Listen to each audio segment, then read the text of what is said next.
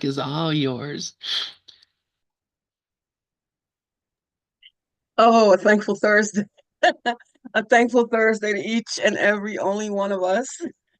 And it's always only one of us. Uh, Good morning to all in the room, Mickey and Deb and Sharon and Sally and the iPhone person who I'm going to think is Sharon. I mean, Sherry, I'm not sure. And Doug, good to see you, Mickey. Good to see you. And uh, and hi. Hi, I have no stories today. And if I do, it'll come to me later. Hi, Sherry. Cher, how are you? Good morning. Um, well, I think your phone froze. Cher's phone froze, unless that's a photograph. Anyway, um, I have no stories for a change. Um, and if I do, I don't, I don't, I don't. If I do, I don't. Not today. That's Um, all. That's almost impossible.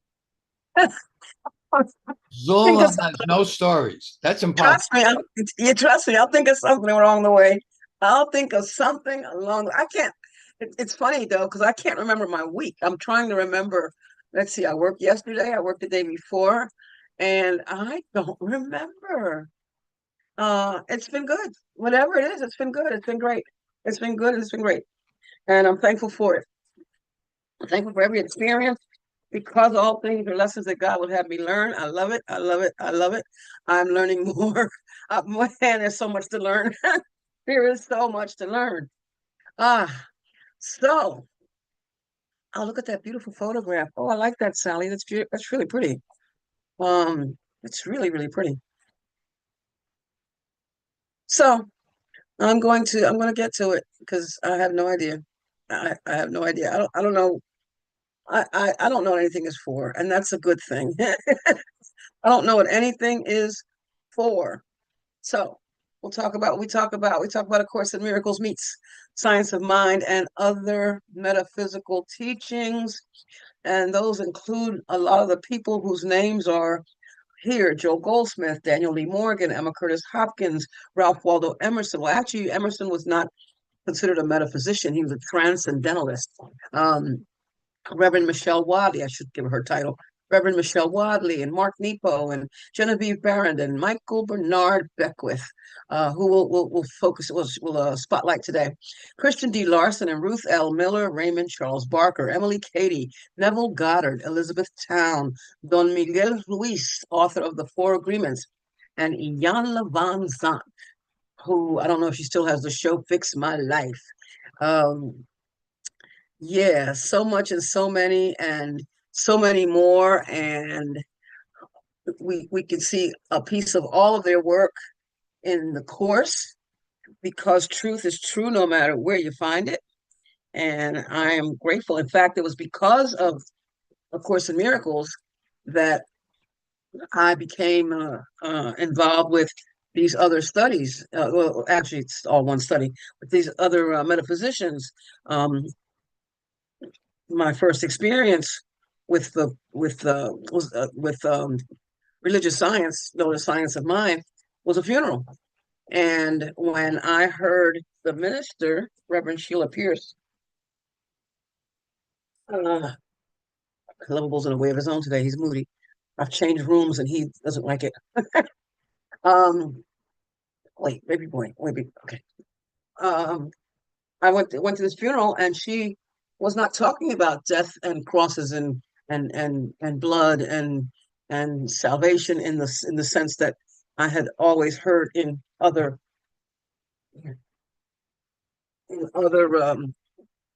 in churches. In churches, this was a center for spiritual living, the center of peace, and like wow, oh this sounds like something I can deal with. I can relate to. This is like the course. Was my thought. This is like the course. So I mean, he went home and went online to find out more about it, and went back that Sunday. That was September of 2012, and I've been there ever since. So, and I've been fortunate enough to be able to combine the different teachings because ultimately They're all revealing the truth. They say it in different ways. There are some things that may sound different, and they may be different. I ascribe to one religion, and that's love, and only love is my truth, is real for me. So, and each and every one of these writers expresses it in their own way, and I'm grateful for every one of them. So, let's see how come I can't get to the next slide. Where's my mouse? Okay. My mouse isn't letting me go. Oh, there we go. Today's Mind Your Mind is a little bit different. No. Yeah, a little bit different. Today's Mind Your Mind, the study of the wisdom teaching should be a continuous process in which the teachings become the predominant factor of life, rather than the useless and oftentimes negative and illusory thoughts of those who are ignorant of spiritual truths. And what that's saying is, again, not only the truth is true, and that the fantasies, the Course talks about fantasy being a distorted form of reality, and those are the illusory thoughts. It's chaotic. It's insane. It literally is insane because we're making up stuff as we go along. Joel Goldsmith wrote that morning, noon, and night, we must watch our thoughts. The Course says we're too tolerant of mind wandering, that we don't guard our thoughts. And I bring this up every single week. Every single week. I have to, for me. And I bring it up to myself every single day. Because if not, then I will let my mind be tolerant of mind. I'll let my mind, let myself become tolerant of mind wandering, which, according to the ADHD script, is a very easy thing to do. So it's important that much more for me to decide to focus, focus, focus, to not want to not um what's it say? What's it say in the I can't think of it now. Can't think of it now. Anyway, to guard my thoughts and to not be tolerant of mind wandering. The passage I'm looking for is going to come to me. It's in the last paragraph of chapter 16, because it is the prayer, the Course's version of the Lord's Prayer. And I'm talking because I'm looking for it as I speak.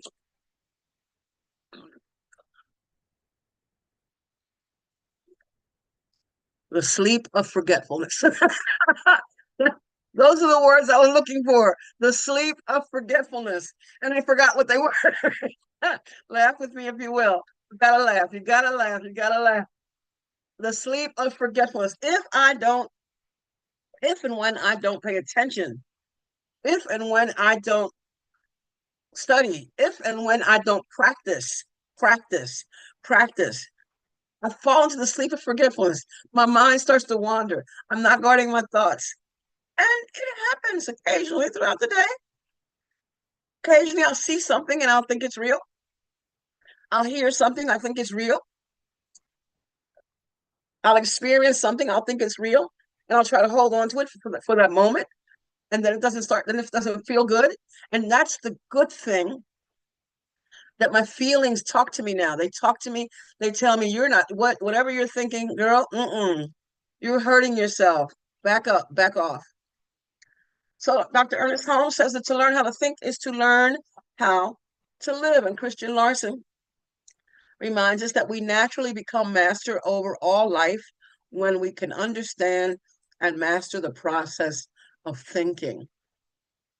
And of course, the Course reminds us that an untrained mind can accomplish nothing.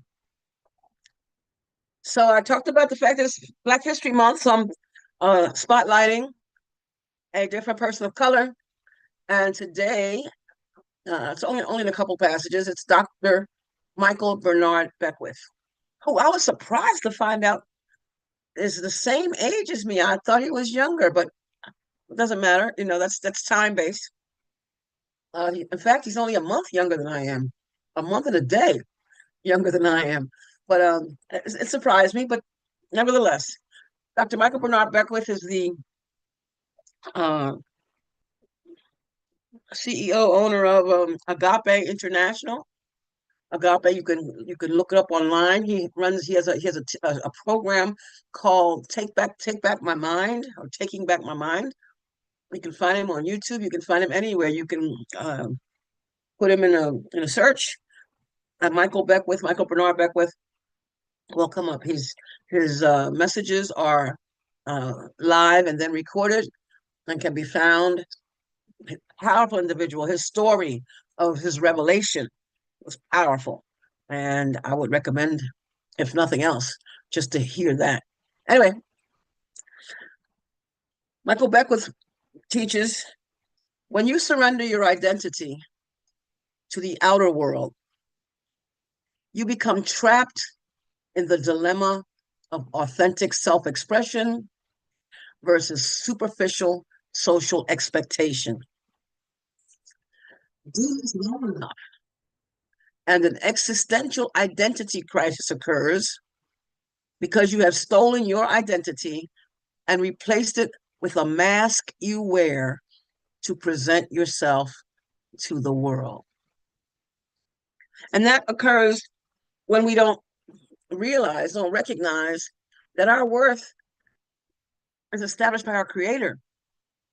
It's not established by what goes on out here, quote, quote, out here and out there. It's not established by what people say and what people think. And it's not established by the rules that society has made to say that you're not tall enough, you're not short enough, you're not this enough, you're not that enough.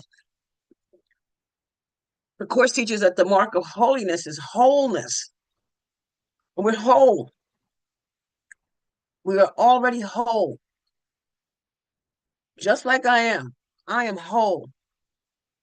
And it doesn't matter that um, if body parts of mine aren't there anymore, my tonsils aren't there. It doesn't make me any less whole because I am not my body. So this mask I'm putting on my body to try to fool you, to make you think I'm something I'm not. And I had posted something on Facebook the other day about that very thing. If I'm doing that, first of all, as Ralph Waldo Emerson says, imitation is suicide. So if I'm doing that, if I'm putting on this mask for you to think I'm somebody I'm not, then obviously I think that who or what I really am isn't worthy. I'll talk about that a little bit more. An existential identity crisis, surrendering our identity to the outer world. All right. There are no particulars here. I don't have a theme per se. I don't have a theme today. I'm just sharing what feels good to me. But I am going to talk about, or talk about, or at least present some of my favorite passages in the Course. And I'm going to be taking my time with this. I'm going to present some every week because there's 31 chapters and there are 365 workbook lessons, and then there's the manual for teachers. So my favorite passages in the Course, and they may turn up anywhere. They're not necessarily in order. My absolute favorite passage from the Course is framed and has been framed. I'm going to take the screen down for a moment. I'm going to take the share down for just a moment. I have had it in a frame for years, and you can't see it because I have the blur on. It's been in a frame for years, years, and years, and years. Almost as long as I've been studying the Course. I came across this quote in chapter 7, and it has been instrumental for me. It's my constant reminder. Every response you make is determined by what you think you are. So the question becomes, what do you think you are? Do you think you're a body? Do you think you're what your mama, your daddy, your teachers, your peers, uh your husband, your wife, your boyfriends, your girlfriends, the people that didn't like you, the people that did? Do you think that you are who they said you are, who they said you were, or who they say you are now? Because if you do, you act accordingly. Because what we do comes from what we think, what we feel and think. And if that's what we think, then that's what we're going to do. Every response you make is determined by what you think you are. And notice it doesn't say who. It says what? Every response you make is determined by what you think you are. And that could be, oh gosh, I don't know, I am a gossiper, or I am a thief, or I am a liar, or I am a hoarder, or I am uh, uh, not worthy of being in an intimate relationship. The I am a divorcee. I am all these I ams that we do. We have to be careful. It's written. Dr. Ernest Holmes is, and perhaps Joe Goldsmith have said, after the words I am, you're identifying what you think you are. So every response you make is determined by what you think you are. And what you want to be is what you think you are. Now, this is interesting. It took me a long time, years after I had even um, put this in the frame, years after I had read it for the first time, to understand that part of it. I used to skip over it all the time. What I want to be is what I think I am. Because if it's what I want, I'm wanting it now. And if I'm wanting it now, then I am that now. Now, now, now. Is that my phone ringing or somebody else's phone? Um, so what you want to be is what you think you are. And here's where the rubber meets the road. What you want to be then must determine every response you make. I cannot say that I am um, mm, working to live the spiritual life if I am othering, if I'm othering people, if I'm looking at this one and that one, and if I'm blaming and finding fault and things outside of me. If I'm thinking that things outside of me control me, I cannot say that I am living the spiritual life. What I want to be must determine every response I make. I am not recognizing my worth if I feel I have to snap at you every time you say something to me. No, no. Every response you make is determined by what you think you are, and what you want to be is what you think you are. What you want to be then must determine every response you make. I could talk about that for this whole hour, but I'm not. I'm gonna I'm gonna move on to the next one. I'm gonna try anyway. Let's see. Okay. So Joe Goldsmith said, and this is coming into part of a sentence, so I'm going to turn the words around just a little bit. It is possible to hypnotize you into believing that there is a selfhood other than God in any place where you happen to be. This is from the chapter in his book Realization of Oneness. The chapter is titled No and A-N-D. No and. As soon as you have been hypnotized into believing in a selfhood apart from God, you then logically accept all the beliefs regarding this selfhood: birth, growth, maturity, and ultimately death.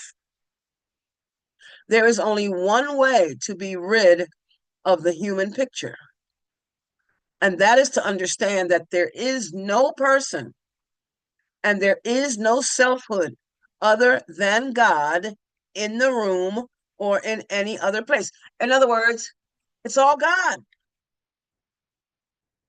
It's all God. It's always all God. This is why othering is senseless.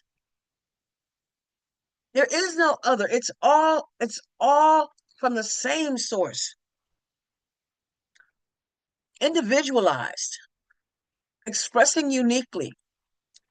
Nevertheless, it's all God in the room or in any other place. But the hypnotized person will at once counter with, how can you say that there is only God in the room? And the answer is simple: there is only one life, and that life is God. There is only one soul, and that soul is God.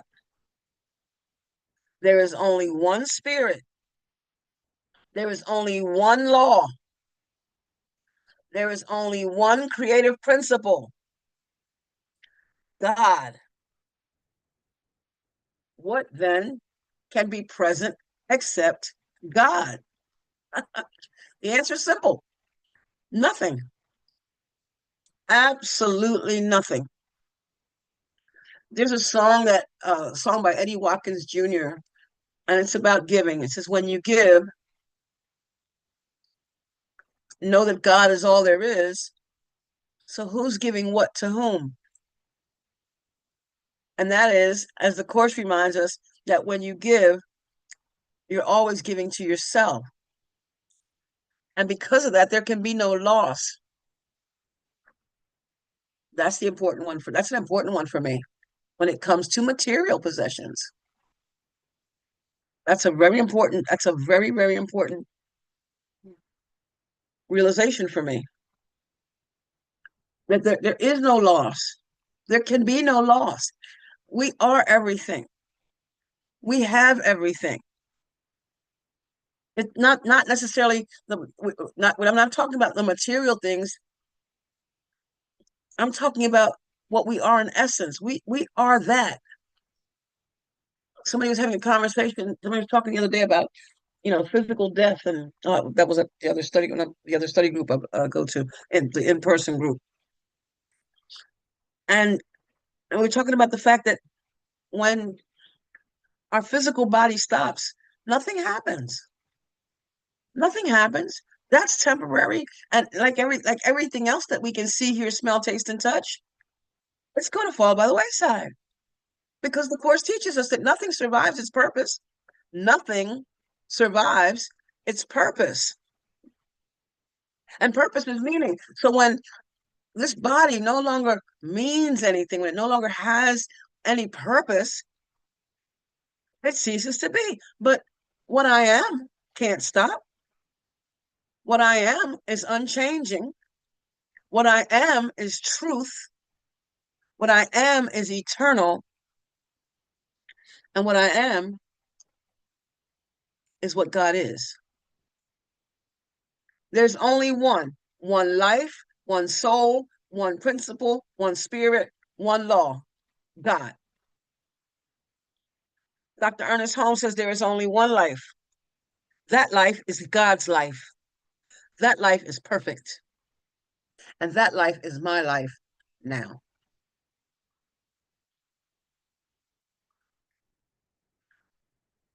Now, my mouse doesn't want to think so, but let's see what's happening here. Okay, here we go. Spotlight also on Eugene Holden, religious science practitioner, spiritual life coach, speaker, and author. Eugene is one of my favorite people on the planet. I had the opportunity to meet him back in 2017 in July, when I earned my license as a RSCP, as a religious science practitioner. That's science of mind, by the way. And it's not Christian Science, it's not Scientology. Science of mind is just the proof that there is something. We call it God, we call it spirit, we call it energy, we call it life. There is something that responds to us, that it's one with us, that we live in, move in, and have our being. It's the proof. Science of mind, that capital M mind, which comes across, you see in the course every now and then, that capital M mind. Anyway, Eugene this month was the writer for the daily guides in the Guide for Spiritual Living, the Science of Mind magazine. The magazine has been in publication since 1927 and continually since 1927. And he was the writer this month. And Eugene wrote, "It is imperative to understand that we are one with everything and everybody." He intentionally wrote everything. He put every as one word and thing is another. We are one with everything and everybody. Our choices don't affect us. Our choices don't affect just us. So when the course talks about not being alone and experiencing the effects of our thoughts, our choices don't affect just us. They also affect everything in our conscious awareness. When we become aware that we are one with all of life, that awareness informs how we think and act toward others. And one of my slides talks about the golden rule. Well, I'll get to it. Just hold this thought. Like I said, no particular order, so I'm just going to go with it.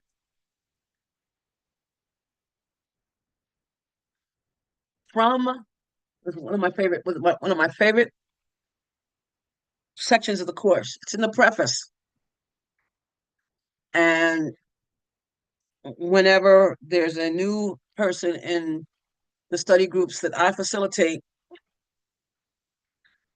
we read this and actually we read what it says altogether. But this part stands out. The world we see merely reflects our own internal frame of reference, the dominant ideas, wishes, and emotions in our minds. You know, they say we don't see the world as it is, we see the world as we are. Projection makes perception. We look inside first, decide the kind of world we want to see, and then project that world outside, making it the truth as we see it. It's not the truth, and it can't be the truth because we only see this part of it. I can only see straight ahead. I don't see the 360 of it. And in the manual for teachers, in the section about judgment, how is judgment relinquished? It says, in order to really judge rightly, correctly, and if it were possible, we would have to know the beginnings of a thing, where the thing is now, and where the thing is going. We'd have to know the past of it, the present of it, and the future of it. And we don't. We can't. We are only right here and right now because this moment is the only moment in truth that there is. And when I just said that, that's already gone. This moment, this breath, this breath.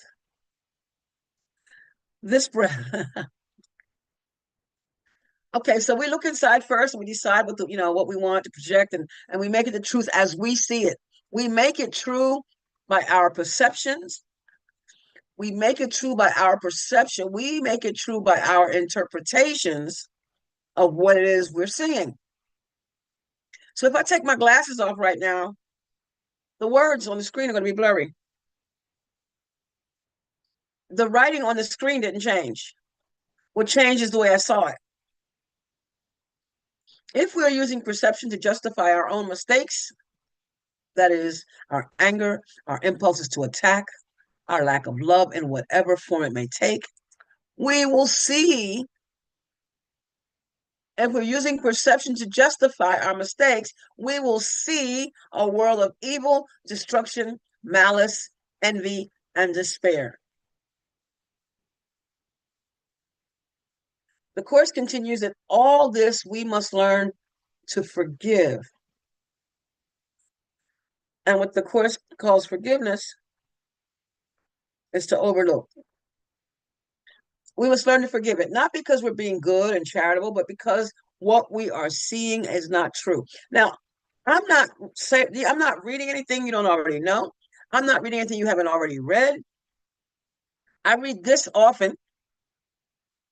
It's just a reminder. That's all. It's just a reminder of what we already know. We have distorted the world by our twisted defenses. Twisted. Twisted. The ego twists the mind. We have distorted the world by our twisted defenses and are therefore seeing what's not there. Simple as that. What I see is not there because I have given what I'm seeing is only the past. And I've given everything I see all the meaning that it has for me. I have given the past all the meaning that it has for me. Seeing what's not there. As we learn to recognize our perceptual errors, we also learn to look past them or forgive. Wait, something's wrong with my screen. To forgive is to overlook, as I said. At the same time, we are forgiving ourselves, looking past our distorted self-concepts, small s self, to the capital S self that God created in us and as us. The capital S self God created as us. So it's not blasphemy to say that I am what God is, that God is what I am. We're taught that we live in God. We move in God.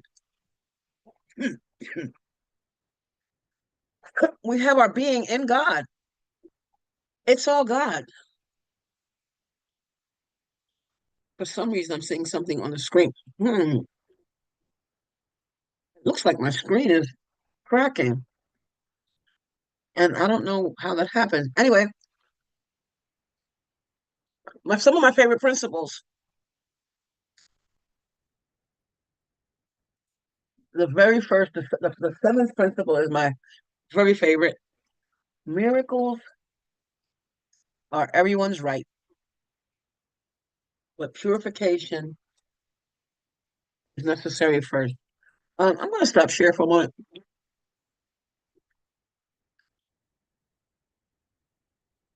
That's interesting that when I was sharing the screen, I could see a line going across. I have a monitor, second monitor, and I could see some kind of a line going across. It looked like something. I don't know. Never mind. I already said I wasn't going in order, right? So that's just what it is. It's just the way I'm liking it today. Miracles are everyone's right. Miracles are everyone's right, but purification is necessary first. I can't see clearly. I can't look out the window. I can't see clearly out of a dirty window until I clean the window. I can see clearly when the dirt is gone. I can see all the obstacles in my way. Interesting. That song says rain, but I'm going with dirt. I have the right to be able to change my mind about things. I have the right to make another choice. I have the right to choose a different thought system. I have a right to recognizing and knowing and believing and living the love of God. I have that right. But purification is necessary first because all my life I was told this, that, and the other, and I believed this, that, and the other. I chose to believe all that stuff is true. And what was being taught to me was coming from people who didn't know. They were in pain too. So they were putting out their pain, sharing it with me, attempting to share it with me, giving it to me, and I was choosing to take it.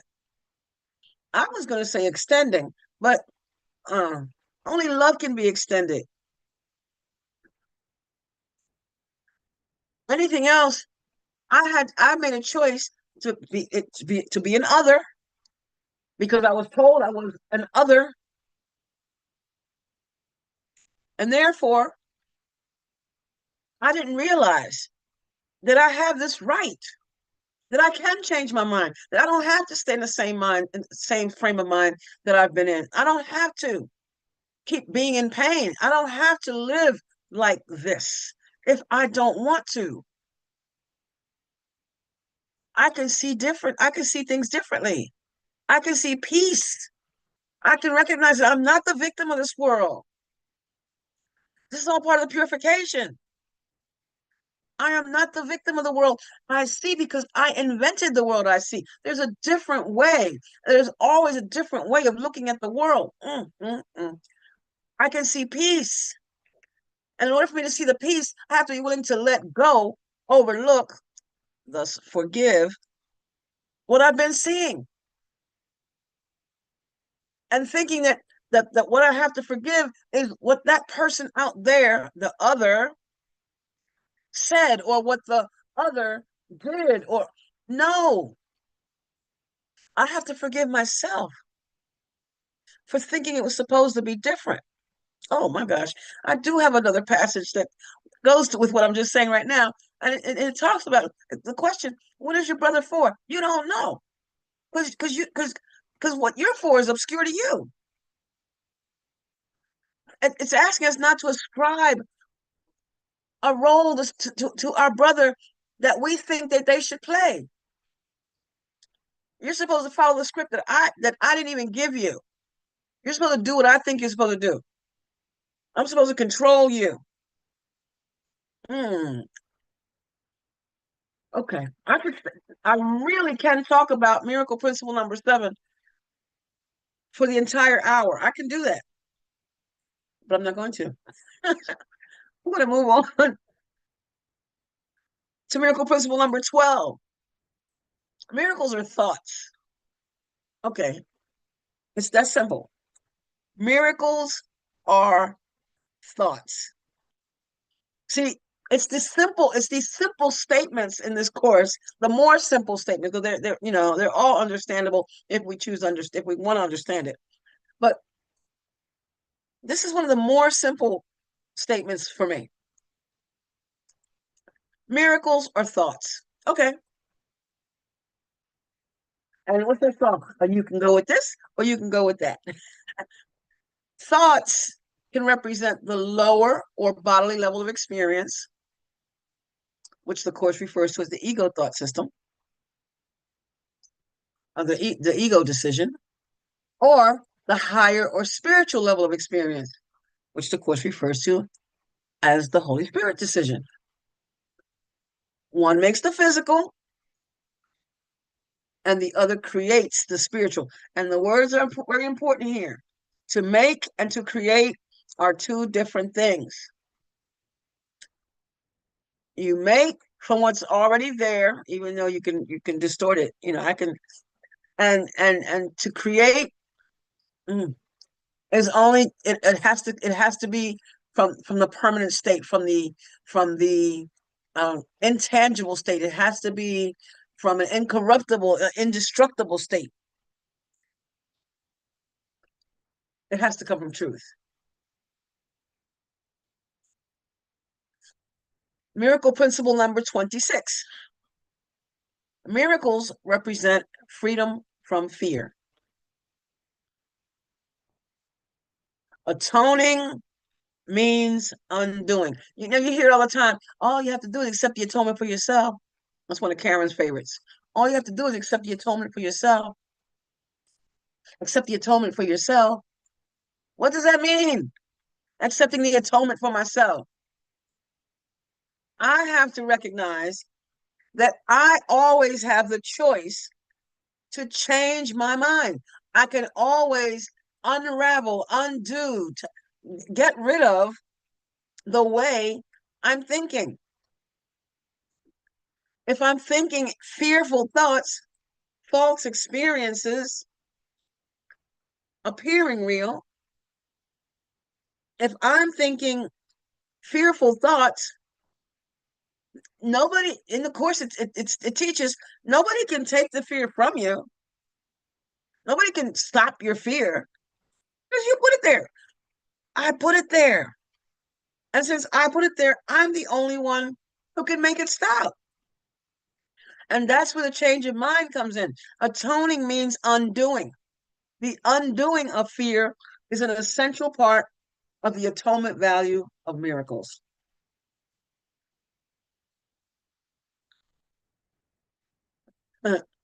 Atoning means undoing. Miracles, miracle principle number 28, miracles are a way of earning release from fear. And that word earning, um, I had looked that one. I had looked at that a little harder. Um, that word earning is synonymous with the word making, receiving, getting, and producing. Miracles are a way of making release from fear. Miracles are a way of producing release from fear. Miracles are a way of receiving release from fear. I can do this. It says earning, but that's what it means. I can do this. Revelation induces a state in which fear has already been abolished, which means that the revelation is always with the source. And there is no fear in God. There is no fear in the source. That's the stuff we're making up, which is why miracles, which are the thoughts that can represent the lower or higher level of experience, the miracles are a means and revelation is an end. Miracles are the way with the undoing, with the undoing, with the undoing that we can get to revelation. And in revelation is when we're just vibing with God. We're just communing with spirit, just communing with God, engaging and constantly, continually engaging with God. And we don't continually engage with God now. We don't, because we're perceiving our limitations.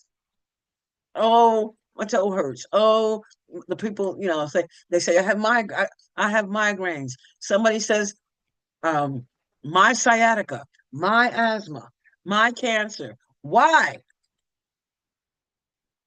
are you claiming that badge as yours? It's your body doing it. It's your body's experience. Your body is an experience. I'm not claiming it. My body is experiencing such and such. My body was diagnosed with such and such. And the thing about that, if it wasn't always there, that means it cannot be there again. They're talking to me about um, a medication they want to put me on, and I'm going to show them that I won't need it because I've never needed it before. I'm not going to need it now. They've also told me what I can do to prevent that from happening. So I'm paying some attention. All right, more principles. Principle number 31, miracles should inspire gratitude, not awe. Very rarely. Sure. Very rarely. Good to see you. Always. That smile is infectious, woman. Just so you know, share that smile does it. Um, very rarely do I use the word awesome. Oh, that's awesome. That's I don't this particular the course says, that all is reserved for God, and that's all. Not even to the voice of the course called Jesus, called Jesus by many, because it doesn't say that anyway. Not even the voice of the course. It says no, no, no all here. Miracles should inspire gratitude.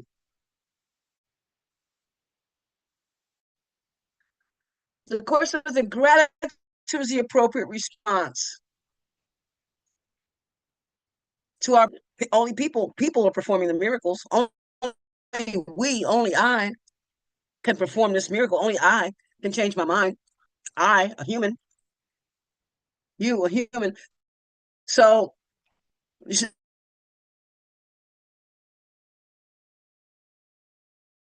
not be in awe of me if I change my mind. When I've done something, people say, "Oh, I see how your life has changed." So I don't know what's going to happen, and I don't know why that's happening. Anyway, miracles should inspire gratitude, not awe. You should thank God for what you really are. And again, it says what? The very first um, passage that I put on the court on the screen, my favorite one. Every response you make is determined by what you think you are.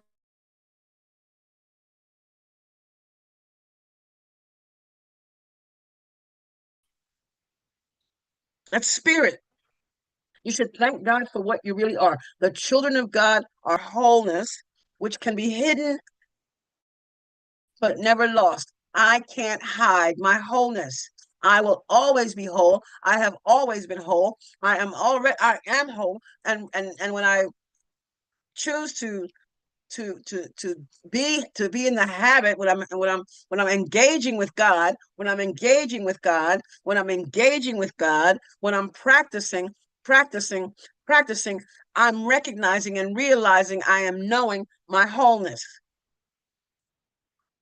It's when I walk down the street and somebody looks at me a little bit too long and I'm thinking, oh God, something wrong with what I have on. There we go. Why are they looking at me? Something's wrong. That's the first thought. I'm forgetting in that moment that I am whole and that they're what they think of me isn't my business anyway. What anyone thinks is not my business. What I think is my business. And that's not even accurate. My thoughts are wrong. So my wholeness can never be hidden. I mean, it can be hidden, but it can't be lost. You are always whole. We are always whole. Miracle principle number 33. Miracles honor you because you are lovable. My friend Callista always says you are loved, loved, and lovable. That's her favorite. You are loved, loved, and lovable. Miracles honor you because you are lovable. And the reason why you are lovable is because you are love. And the reason why you are love is because God is love. And what God is what I am. Workbook lesson 183 says, when you call upon the name of God, you're calling your own name. That's the second sentence of workbook lesson 183. Powerful. I'll get to that sometime, not today. Miracles honor you because you are lovable. They dispel illusions about yourself and perceive the light in you. There's nothing wrong with me. That's an illusion. To think that there's something wrong with me, the actual me, the true me, there's my source, my light, my life. It doesn't end. It's eternal. There's nothing wrong. Miracles thus atone for your errors by freeing you from your nightmares, by releasing your mind from the imprisonment of your illusions, they restore your sanity. Miracles restore your sanity. These principles are looked over. They're read, over a 2-day period. If you're doing the calendar, they're read over a 2-day period, and you keep on going. But each one of these principles, Ken Wapnick has a book called The 50 Miracle Principles, and it's a good book. It's a very good book. Karen Parente and I did a study on it. I had a group study, and the feedback that from the others that were in the group was phenomenal. I gained so much from it. But it's all here. Just almost a summary. You can grab a miracle principle, which I may do. Grab a miracle principle, and then go throughout the course and find what corresponds to it, because it's all here. By releasing your mind from the imprisonment of your illusions, miracles restore your sanity. And maybe this is the last one, I think, maybe. Miracle principle number 40. The miracle acknowledges everyone as your brother and mine. It is a way of perceiving the universal mark of God. Now, I'm going to speak to this and mine. The voice of the Course speaks, but know that the Course oftentimes is speaking from a level 2 perspective, because we're reminded, level 2 being thinking separation, but we're reminded that we really are one. So the miracle acknowledges everyone as your brother, including the one who's saying, and mine. It's a way of perceiving the universal mark of God. And somewhere in here it says God is the universe. Somewhere in the Course it says that God is the universe. It's everything. Back to what Joel Goldsmith said, there is no and. There is no and. Okay, staying with some of my favorite passages from the Course. Spirit is in a state of grace forever. People that have been here and have heard me say this often. I say it often. Spirit is in the state of grace forever. Your reality is only spirit. Therefore, you are in a state of grace forever. And that's how I say it, just like that, quickly. But spirit is in a state of grace forever. You are spirit. I am spirit. We are spirit. Let's say my last name, my name, Zulma Spirit. Your name, Dove Spirit, Lynn Spirit, Mickey Spirit, Sharon Spirit, Cher Spirit. Our last name is the same. And we are all, in the oneness of it all, in a state of grace forever. Forever. Reality belongs only to spirit. That's our last name. Reality belongs only to what we really are. Every response we make is determined by what we really are, and what we want to be must determine every response we make. And here, you respond to what you perceive. And as you perceive, so shall you behave. You respond to what you perceive, and as you perceive, so shall you behave. The golden rule asks you to do unto others as you would have them do unto you. Now, I don't have sentence 3 here,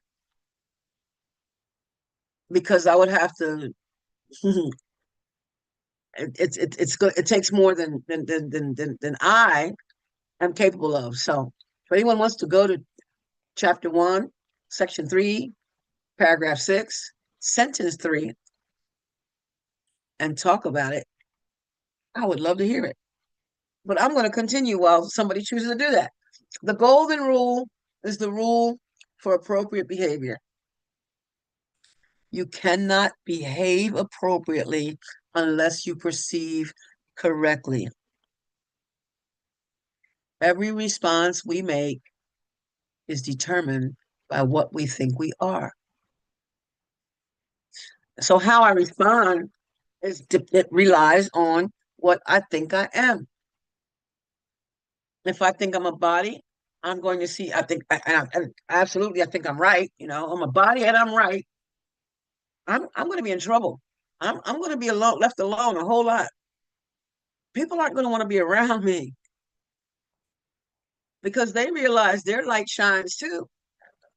And if I think that I'm the only one that knows something, I'm the only one that's right. I'm the only one that that can have an opinion, and every body has an opinion because every body is part of the ego. It's ego based. But I'm not talking about that. Spirit is in a state of grace forever. Reality belongs only to spirit. Whatever is true is eternal and cannot change or be changed. Spirit is therefore unalterable because it is already perfect. These are these are things that are highlighted in my book and have been for years and years and years. Some of my favorite pieces in the course. Now, this comes from chapter 4. Let's start skipping around. How can you teach someone the value of something he has deliberately thrown away? So this passage, okay, he must have thrown it away because he did not value it. Now, when I first read this, and so when I still read this, I'm thinking from a tangible perspective. I'm thinking about the person who broke up with somebody. Well, the person who chose to act in a way that another person thought that because of that, they weren't staying in a relationship. That's the first thing that came to my mind. That's not that anymore. I realize now it's about it's about the values. It's about the values. What's important to me? You can only show him how miserable he is without it, and slowly bring it nearer so he can learn how his misery lessens as he approaches it. Now, today I understand that to be my thoughts. Excuse me. Today I understand it to be my thoughts. Today I understand that my belief that I'm separate and the pain that it causes me, and my decision to stay in that state of separate of the in the belief of separation hurts my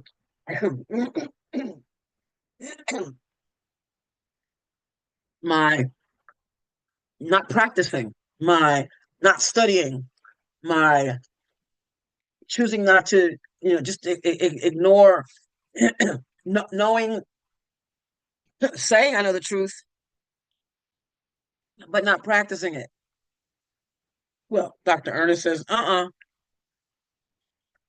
you practice what you know, not what you think, but what you know.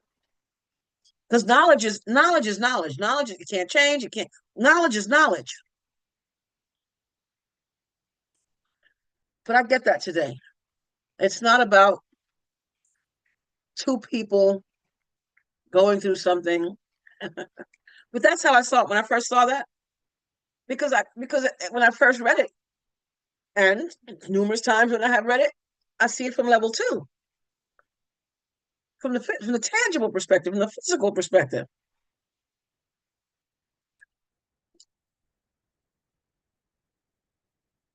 This teaches him to appreciate, or rather, to associate his misery with his absence. And you know what? Even as I'm saying this now, I think about having a disagreement with someone, and man, I really miss them.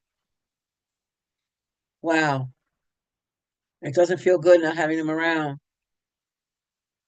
Wow, I sure wish they would contact me. Of course, teaches that only what I don't give is what's missing. I can do it, but the way that happened, I need to back off. And while I'm missing that person, I'm I feel like I've thrown something away that I didn't value it. And by it being kept from, and by that person keeping themselves from me, I'm feeling that thing. That's the best example for me.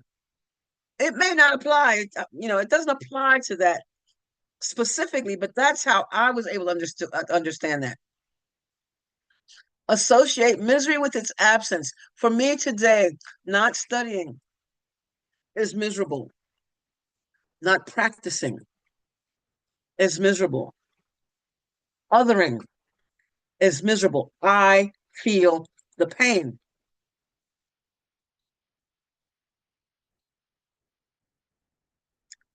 Associate misery with its absence and the opposite of misery with its presence. It gradually becomes desirable as he changes his mind about its worth. What is valuable to you? What has meaning to you? What is valuable? That's how we live. And we see it because you know a tree by its fruit. I used to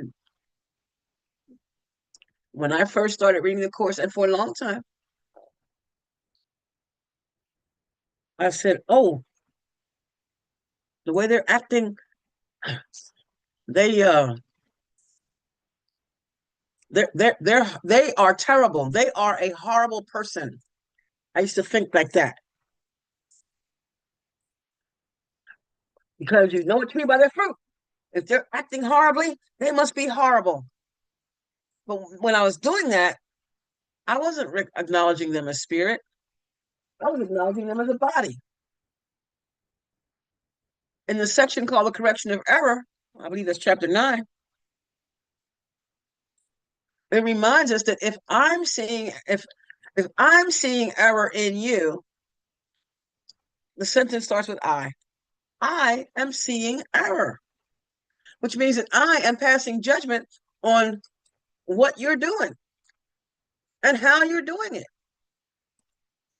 Not giving credence at all to the fact that you are not that body,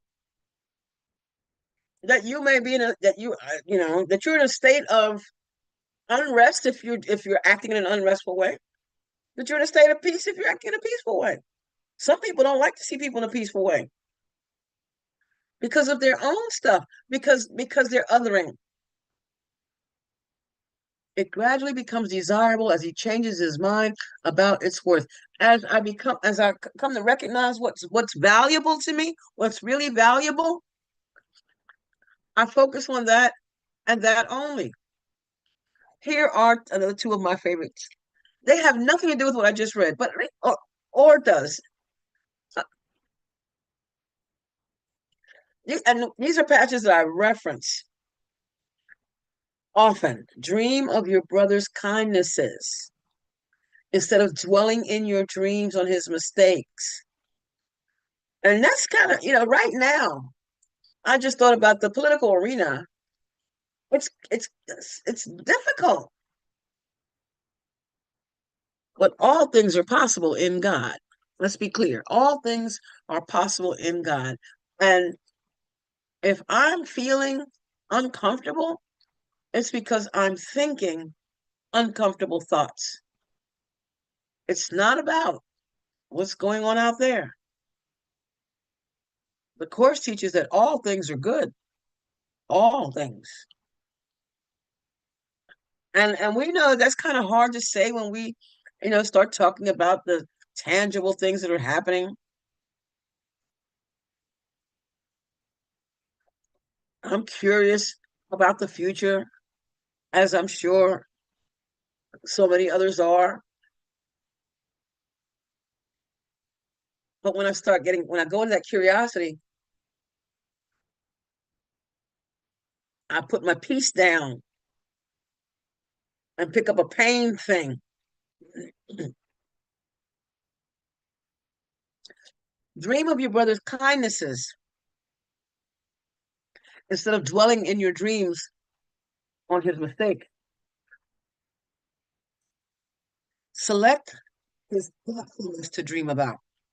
Select, make a choice, choose again. Select his thoughtfulness to dream about instead of counting up the hurts he gave. Select his thoughtfulness to dream about instead of counting up the hurts he gave. Shut up about it already. Because you keep talking about it and talking about it and talking about it, it'll never go away. You want the pain to stop? Stop talking about the pain. You want the pain to stop? Stop talking about the pain. Forgive him his illusions. Forgive, overlook, let go, set aside.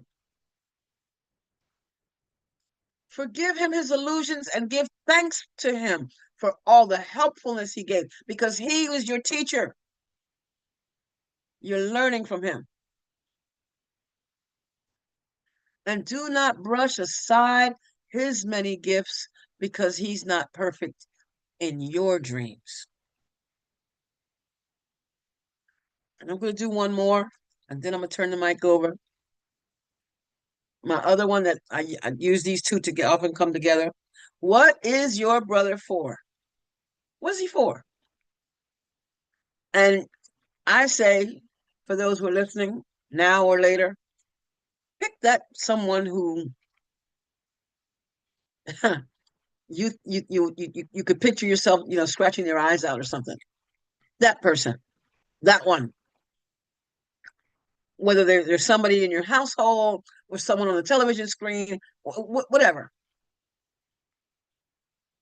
What is that person for? What is your brother for? You do not know because your function is obscure to you. Now, in the workbook lessons, we're taught that happiness is our function. Light, joy, and peace abide in us, and happiness is our function. We're the light of the world. We don't. Nope, nope, nope. Not if I'm feeling that kind of thing. I'm not. I'm hiding my light. You do not know because your function is obscure, hidden from you to you, is obscure to you. And here's the assignment.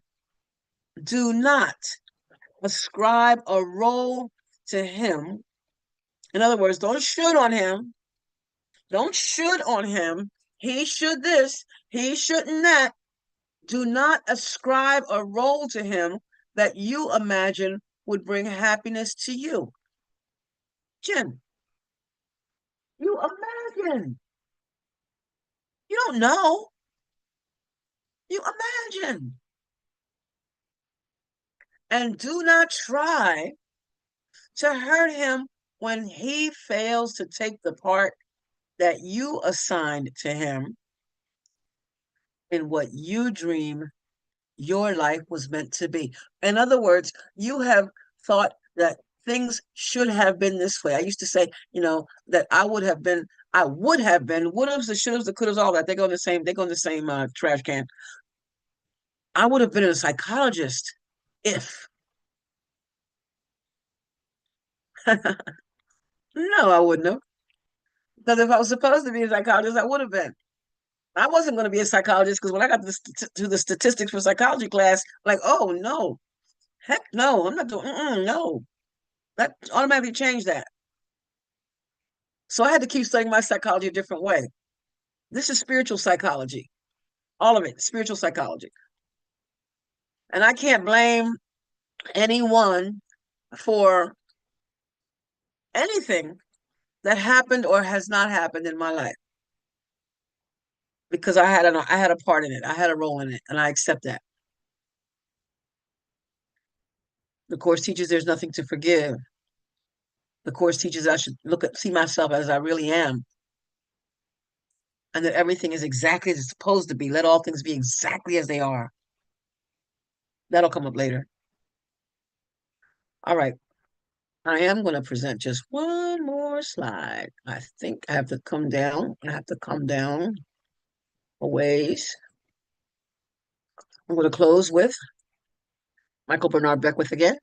The Spirit of the living God is knocking at the door of your heart, reminding you that you are an exquisite, precious, and powerful being.